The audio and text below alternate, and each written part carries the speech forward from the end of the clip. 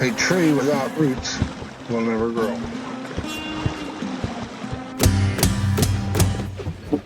With heritage and history comes strength. And where we have been is where we are going.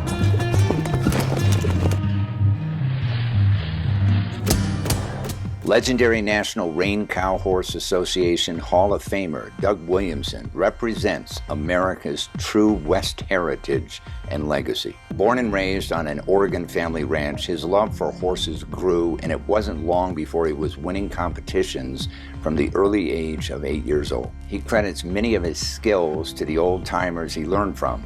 In the mid-60s, he took a break from training full-time and decided to rodeo for a living.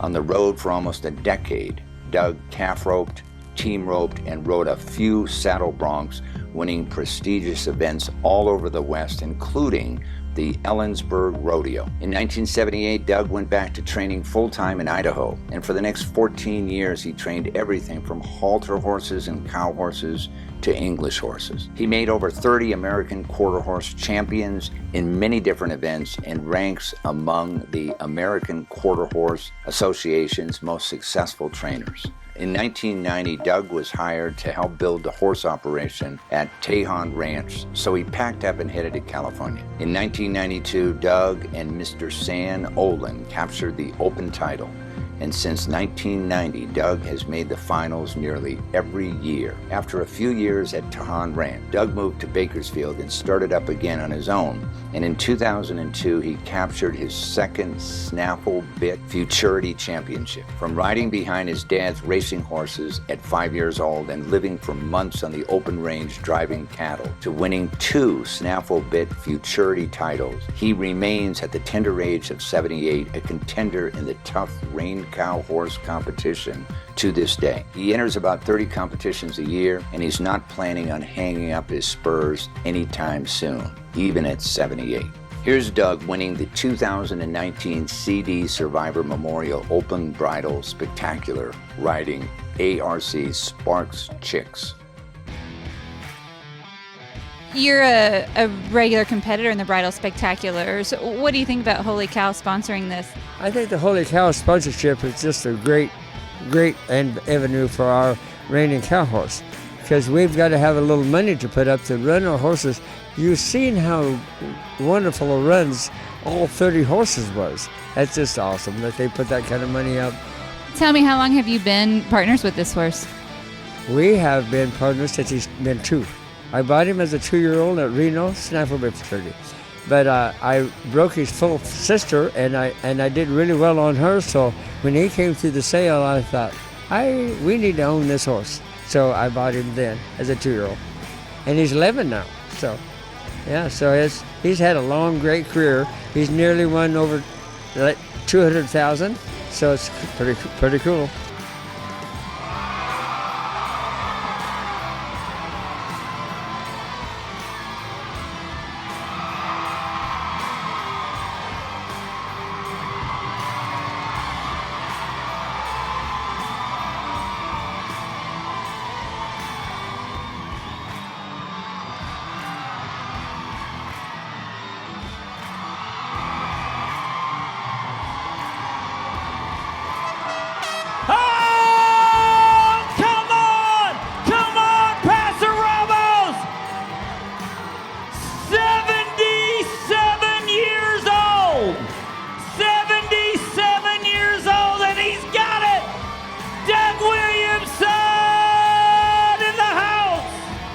Oh, it's up there at the top.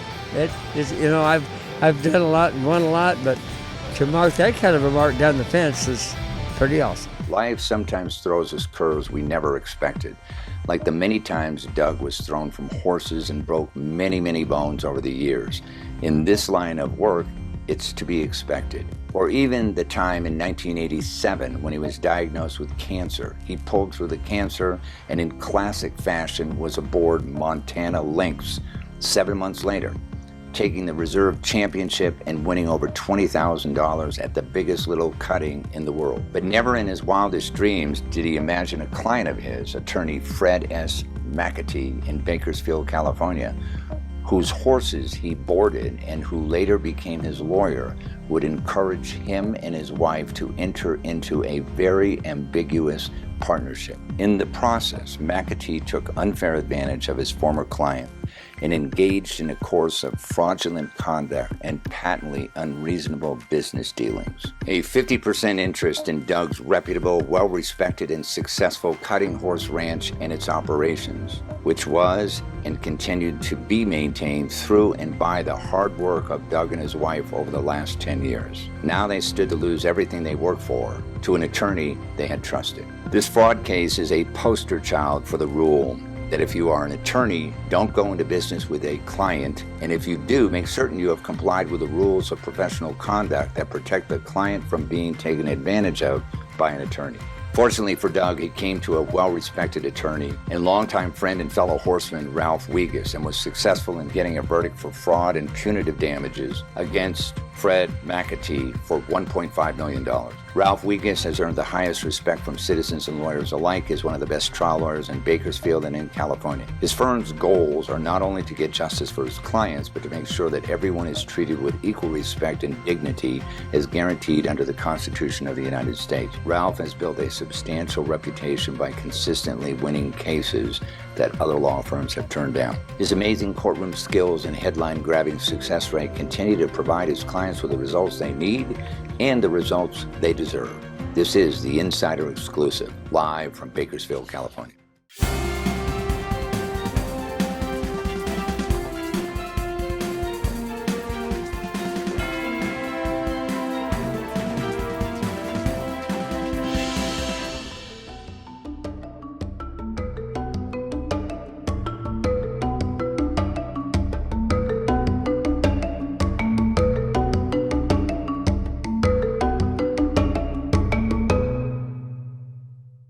It is my great pleasure to introduce Ralph Wiggins to the show. Welcome to the show. Well, thank you very much. We've been at your beautiful ranch before, and we're here again. And today we are going to be discussing a little bit about your law firm. What type of practice have you been engaged with for, 35, 40 years? The practice I've been engaged in is helping people.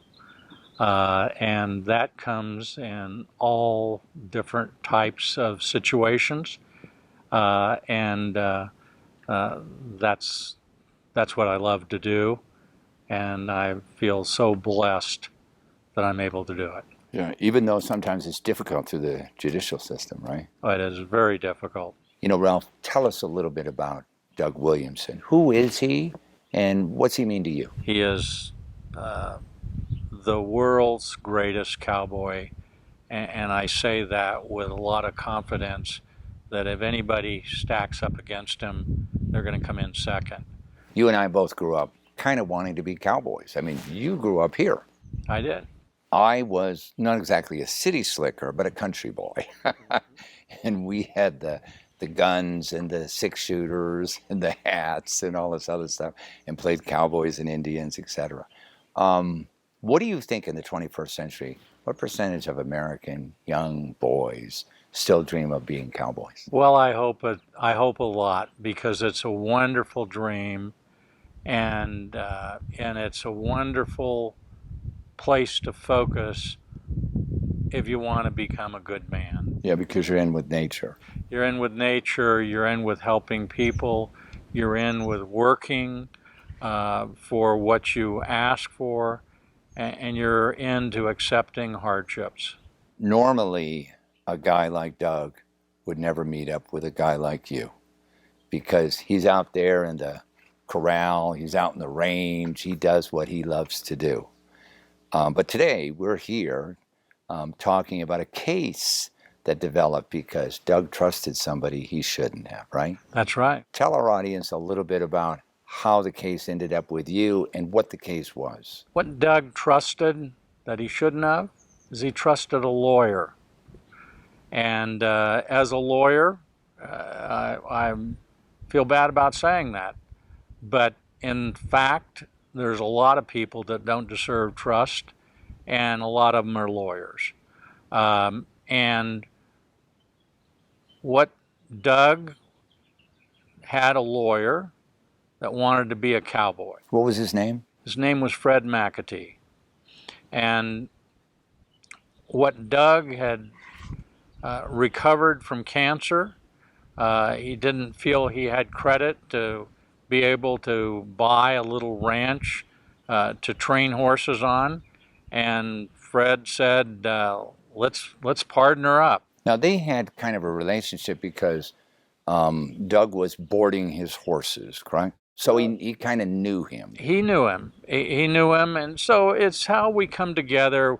We know somebody, we have a common interest, business is there, and we think, gee, this would be really fun to have our friendship be a business as well.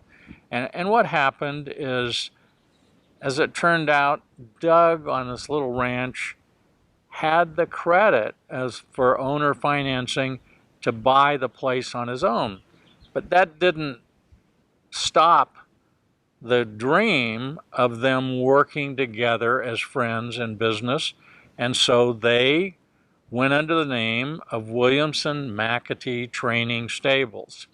And as that, Fred had contributions, money contributions, work contributions, and they worked together. But it's hard work. And Fred determined that he would rather make a living practicing law than doing the hard work of being a cowboy. And years went by, and Doug said to him, look, I owe you money. I'll figure it up later. Don't worry about it. Well, and more years went by. And Doug then had succeeded enough that he could buy a little bigger ranch. And so he sold this ranch, and he had it in escrow, and days before the escrow was to close and the payment from that escrow was to make the payment on the new ranch, the escrow company called and said, we've got a big problem. There's a deed filed by Fred McAtee where you transferred 1/2 of your interest in the ranch to him. And the train stopped. Now, this was a total surprise to Doug, wasn't it? A gut-wrenching surprise, as he said. Yeah, and now I want to get back to Doug's a cowboy. He is a He's cowboy. a legendary cowboy. He has won many, many events. He is 78 years old. He's still riding. He's going to be with us soon. And he doesn't know the first thing about lawyers, or he doesn't know the first thing about, contracts, right? And when Fred transferred or showed him and his wife at that time, papers signed here, I'm taking care of the business side, he trusted him, right? Absolutely. And one of these papers must have been transferring half the title to his business and his ranch to Fred, correct? That's exactly what it was. So what did Doug realize, and how did he come to you? What did he realize he has to do? Well, he was just, it's like being struck with the biggest illness you have, and you rush to the doctor or you rush to help. And I was a friend of Doug's and riding with him, and he was just brought to his knees with this.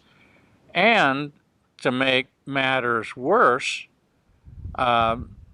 McAtee was suing him now for wanting rent on the ranch that he had created the deed for and money. And so here Doug was with that. So what I did is I got involved in the case, and I sued Fred McAtee back on behalf of Doug for fraud in creating that deed and tricking Doug into signing. Which was a violation of his professional ethics as a lawyer, right? Very much so. My question, because when you sue somebody, you send them a demand letter, right?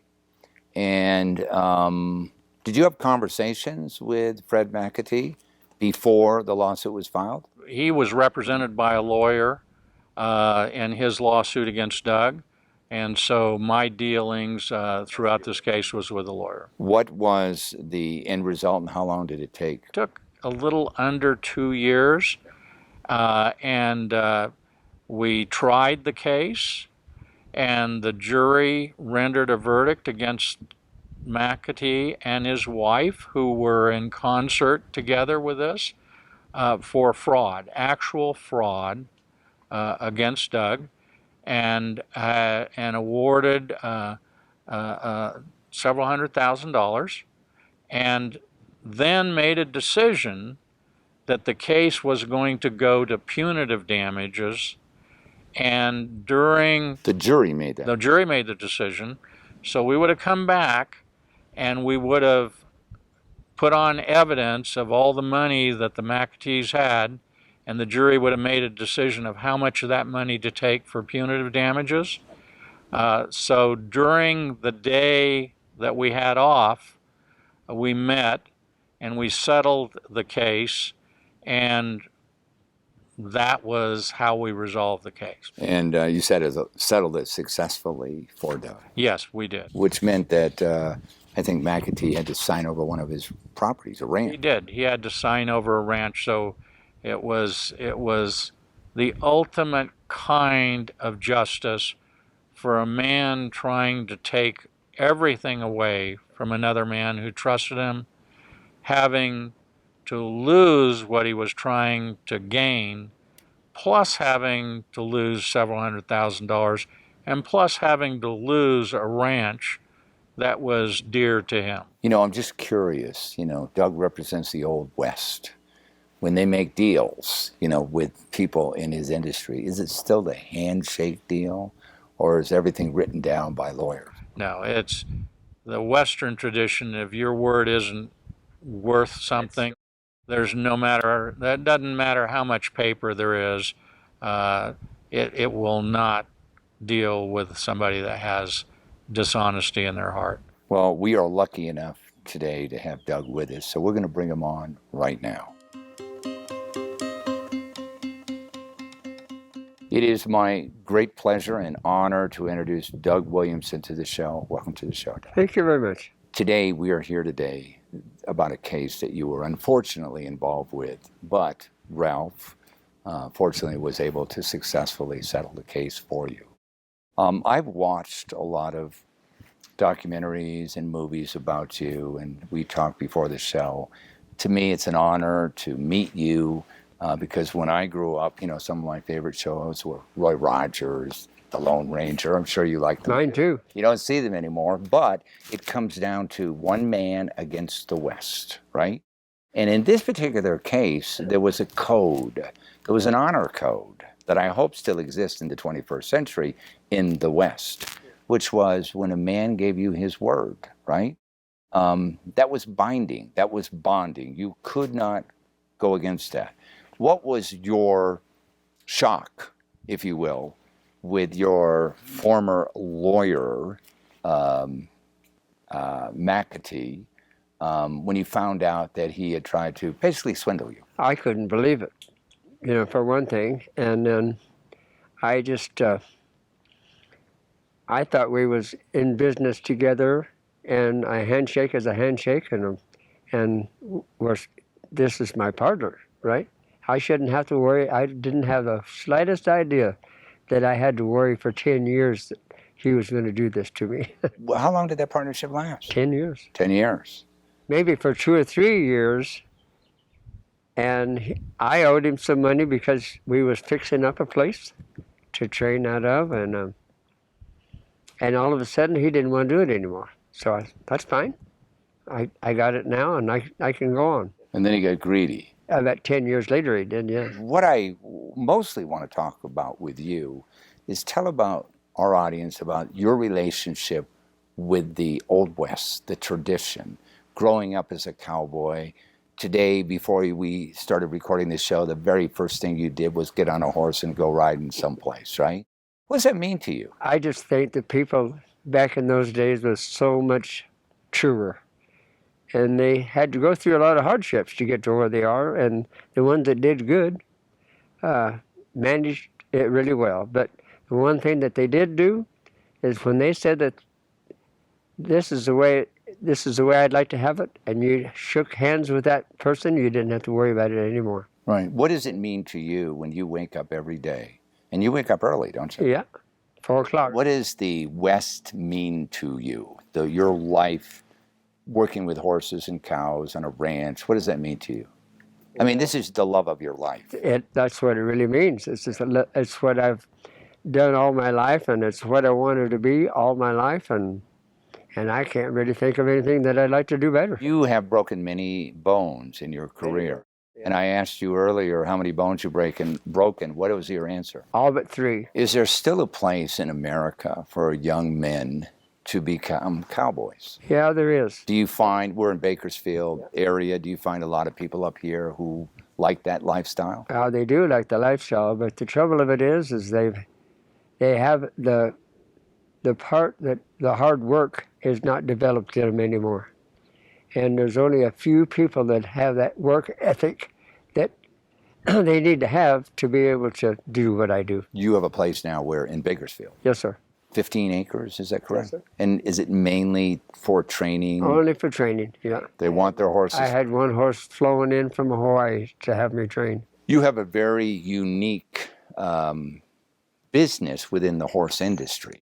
Did you ever want to get involved with some of the big races, the Kentucky Derby and that kind of stuff? At one time, I certainly did. I had a horse, you might have heard of Go Man Go. Well, I used to be a jockey when I was 10. Was that legal then? I started when I was 10, and I had a mare called Reveletta that none of the other jockeys wanted to ride her. And this guy said, "Hey, kid, do you want to ride this mare?" And I knew what she was. I knew I could win on this horse.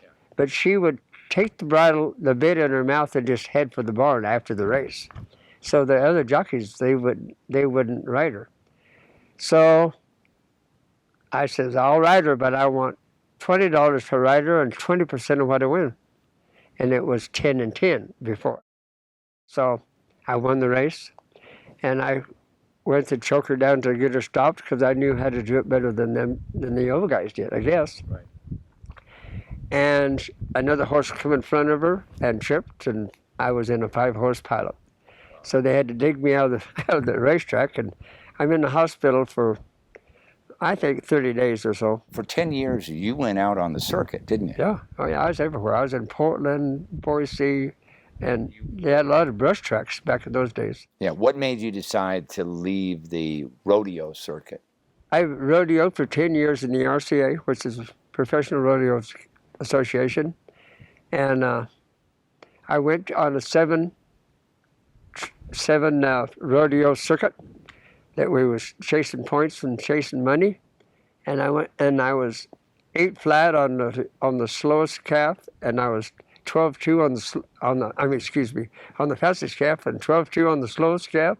And I went to 7 rodeos, and I never won a dime. And I'm thinking, maybe it's time for me to quit. The Professional Rodeo Association, I think, is in Colorado. Yeah. But I've seen a lot of the young people who ride in Bronx and all this other sort of thing.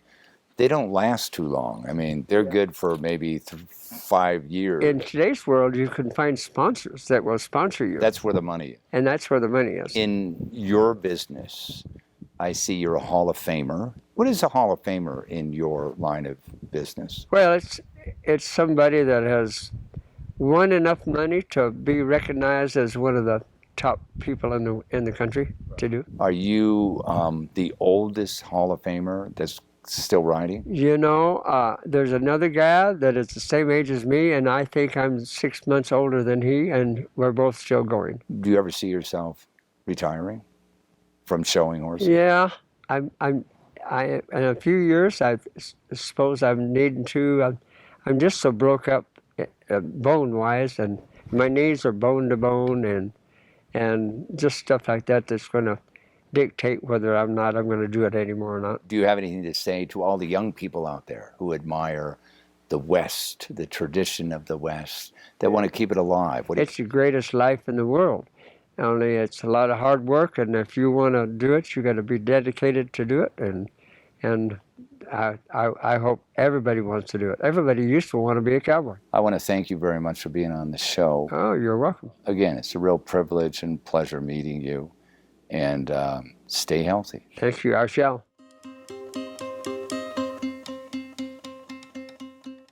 In your career, you've seen other people defraud others. And what do you recommend to anybody out there who suspects that their business partner might be defrauding them? What's the first thing they should do? We have good instincts. You just feel that something is wrong with this picture, and don't talk yourself out of that feeling.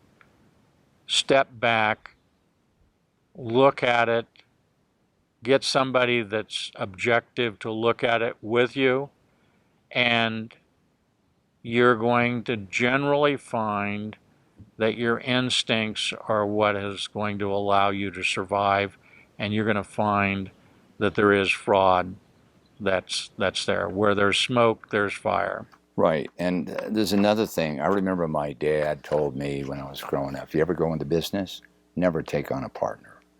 Because I've seen cases where partners got along great. As soon as one died, the wives never got along, and then all hell broke loose, and they didn't have any written agreements. So what are the pros and cons, if you will, of a business partner? There's strength in numbers. And there's strength if you have partners that have different skill sets, so that you can combine the strength of those different skill sets. And so, and in a good partners, our life is full of partnership. Our marriage is a partnership, and that's a good way to live in life, to have somebody have your back, somebody that cares for you, somebody you can trust. And the same holds the case in partnerships. But those relationships are vulnerable. They're vulnerable to breakdowns because many people can't overcome their temptations. They can't overcome their greed. And so that is like cancer to a relationship and a partnership. It'll kill it. You know, I've heard people say, hey, we're friends, let's be partners. And then the other one suggests, well, let's have an agreement, a written agreement, spelling out what each one of us expect of each other, what we're going to contribute, what our responsibilities are. And I've often heard people say, why should we do that? We're friends. Well, I say to them, and I'm sure you say to them too, a written agreement really is important. Spelling out all those things, because then there can be no confusion or two sides to the truth at a later date in the event there's a breakdown, right? Oh, that is absolutely true. And what it is I always think of it this way. It's a badge of honor to tell somebody you will do something orally, and if they say, can we write that down, and will you sign it? Absolutely. Absolutely. Now, if you get somebody backing up a little bit at that point, you know, it may be a signal that you don't understand each other, or may be a signal that that's the kind of person that is getting by in life based upon their words, but not backing it up by their actions. I recently had somebody approach me. I had a standard agreement of them working with us, and they wanted to change certain parts of the agreement. On every stipulation in the agreement, they wanted to add the phrase, this can be changed upon mutual agreement. So I said to them, what's the purpose of a contract if what you're saying is it can be changed and reinterpreted later on? Naturally, I didn't do business with them. One last thing. Let's talk about a lawyer's responsibility to a client and the ethical code that they have to follow, which I think is Rule 3-300 of the California Rules of Professional Conduct. What can't a lawyer do with a client? You can't do something that is dishonest. Yeah. That is really the golden rule of practicing law. you have to really do for them as you would ask to have done for yourself. And that'll be the guide that will save you. Well, I want to thank you and congratulations on another win. You know, every case that we cover with you, I see one thing, you know, one string, if you will, that's in all cases. You believe in your clients, that's how you take their cases, and all you do is stick to the truth. So, congratulations again. Thanks for being with us. Well, thank you so much. Thanks for joining us. You can get more information about our guest and the issues at insiderexclusive.com.